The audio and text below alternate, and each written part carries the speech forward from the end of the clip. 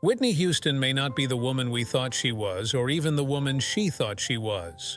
Rumor has it that her real mother isn't Sissy Houston. It's acting legend Teresa Graves. Is Hollywood onto something here? Let's find out. Teresa Graves was born on January 10, 1948 in Houston, Texas, at the peak of an era marked by racial segregation and discrimination. Her parents, Marshall and Willie, moved to LA a few years after she was born. She had a normal upbringing in LA and graduated high school in 1966. She was voted most talented in her high school yearbook. After graduation, she joined a group, the Doodletown Pipers, and did shows with them for a few years before releasing their own album in 1970. However, the band wasn't doing that well, and Teresa wanted to increase her opportunities in the entertainment industry. She initially found work as a nightclub singer and caught the attention of talent scouts with her voice and stage presence. She got regular roles in shows like Our Place and Turn On. She was a natural talent and never had to take acting classes before being cast for the show. In 1968, she landed her breakthrough role as a regular cast member on the sketch comedy series Laugh-In. From her TV appearances, she was scouted for film appearances, and in 1973, she starred in the film That Man Bolt. However, it was her role as undercover detective Christie Love in the groundbreaking television series Get Christie Love that catapulted Graves to international fame.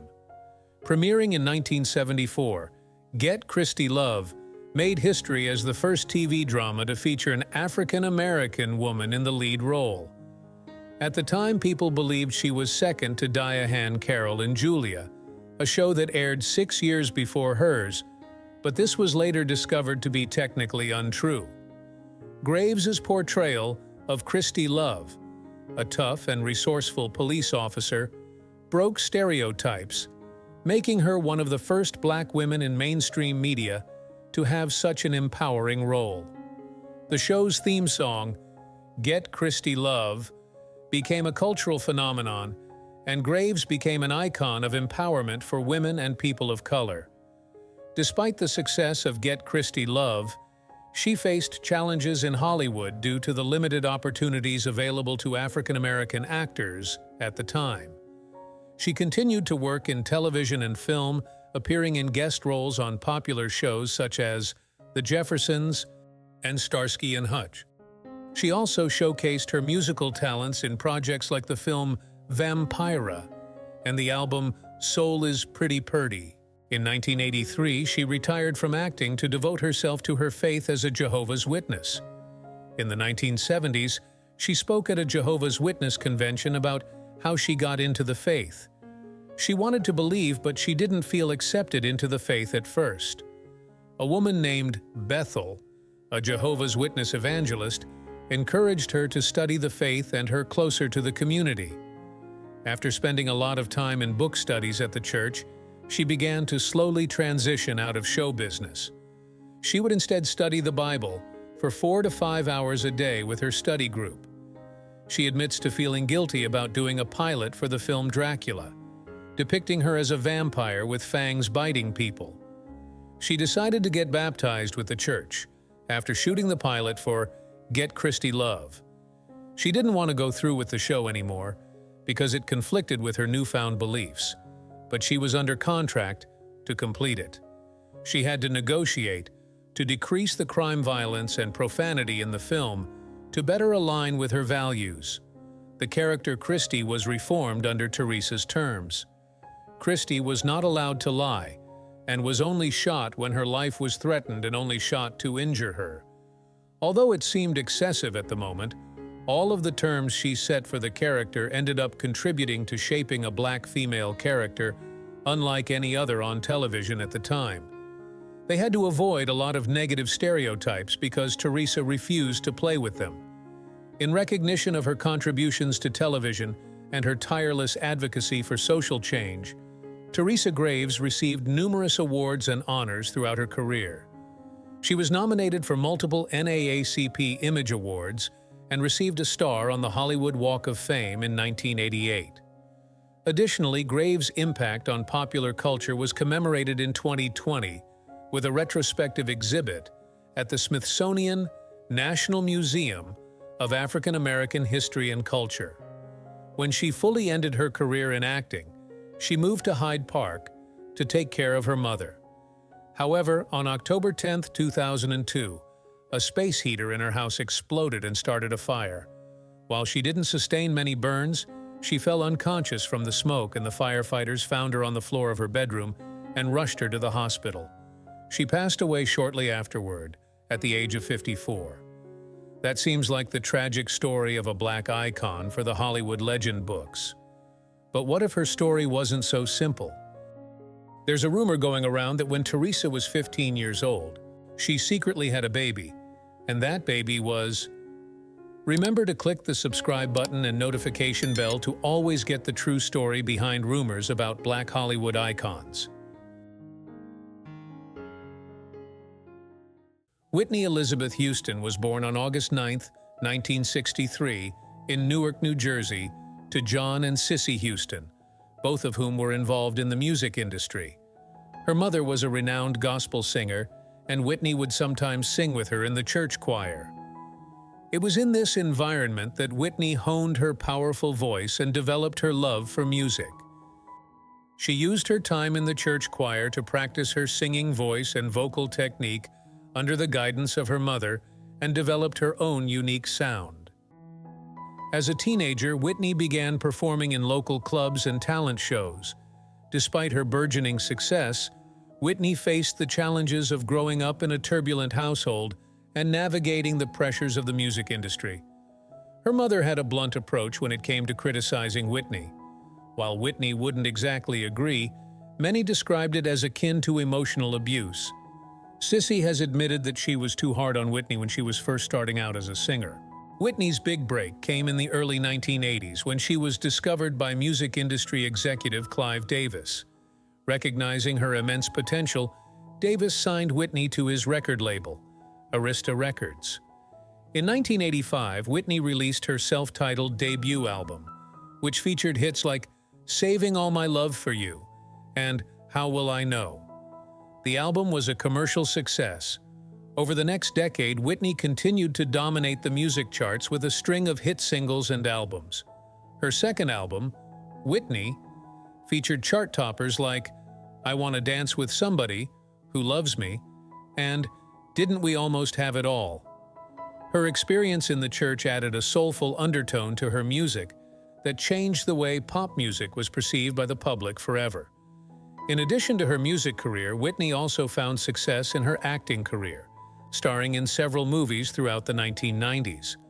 Her biggest role was in 1992 when she starred opposite Kevin Costner in The Bodyguard, a romantic thriller that featured Whitney's rendition of Dolly Parton's I Will Always Love You. The song became a global phenomenon, topped the charts, and earned her many awards, including a Grammy for Record of the Year.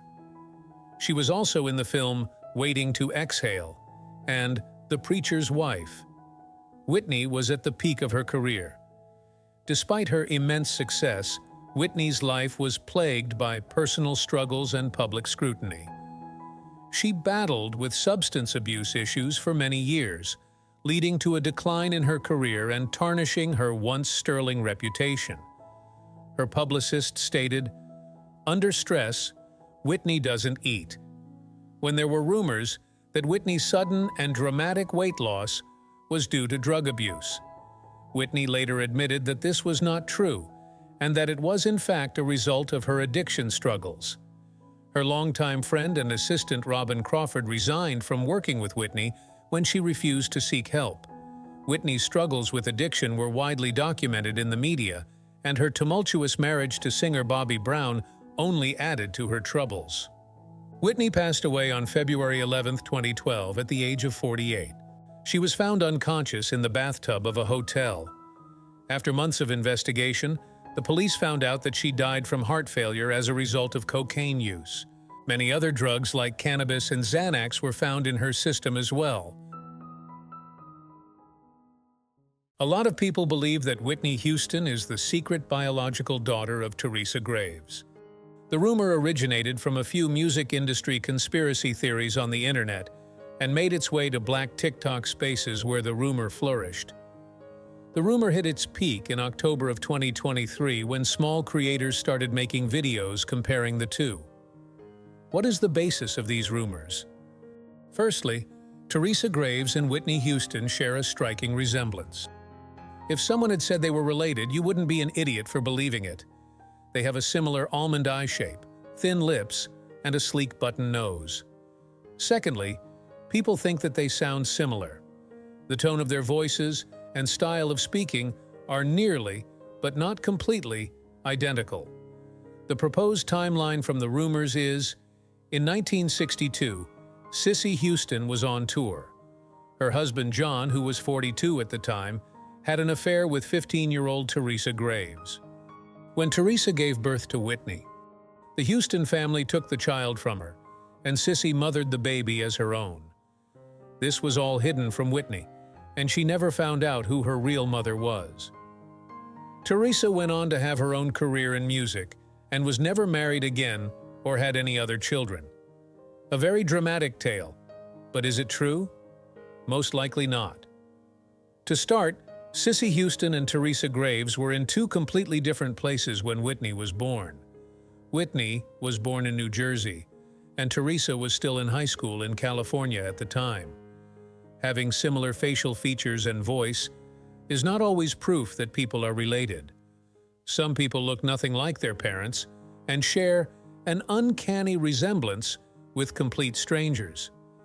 The only reason this rumor has the legs to traverse popular conversation is the cat that Teresa was also a somewhat successful singer. If she wasn't, nobody would have known she ever existed and been able to make the comparison. There's a tendency in internet culture for people to believe that all famous people are somehow connected. So if one famous person looks like another, that must be a sign. No? No. Unfortunately, that's not how this story plays out. There is also the dangerous implication that Teresa was the victim of a teenage pregnancy and accusations that John Houston possibly sexually assaulted a minor. For the little evidence the theory carries, it packs a punch in the accusation department. Teresa was also a Jehovah's Witness and believed that it was sinful to lie. She never claimed she had a child and said she didn't have a husband or child for the entirety of her career. Claiming that she kept the child a secret implies that she lied and was not as faithful or dedicated as she let on. It perpetuates some negative stereotypes about African Americans. Instead of having a normal family, the Houston family is painted as secret-ridden with an unfaithful father and a typical lower-class black girl with a teenage pregnancy. For all of the success and industry trailblazing these two women are responsible for, it isn't fair to redraft their stories as more tragic than they already were. Click on this next video to dive deeper into the lives of your favorite Black Hollywood stars. Did you believe the rumor? Comment down below.